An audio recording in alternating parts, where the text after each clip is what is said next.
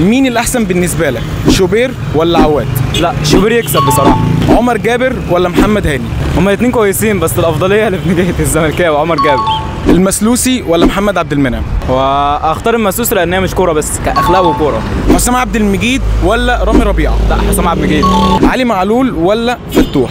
لا معلول يكسب المره دي. دونجا ولا مروان عطيه؟ لا مروان. عبد الله السعيد ولا محمد مجدي قفشه؟ لا عبد الله ما حدش يختلف عليه، عبد الله طبعا. ناصر ماهر ولا امام عاشور؟ لا امام عاشور طبعا، امام عاشور.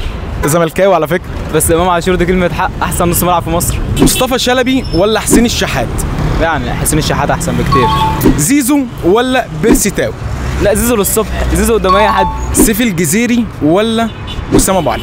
الجزيري طبعا، ده خيره علينا الجزيري يا جدعان. جوميز ولا كولر؟ لا انا اشوف جوميز عمل طفره كبيره في الزمالك الفتره الاخيره دي.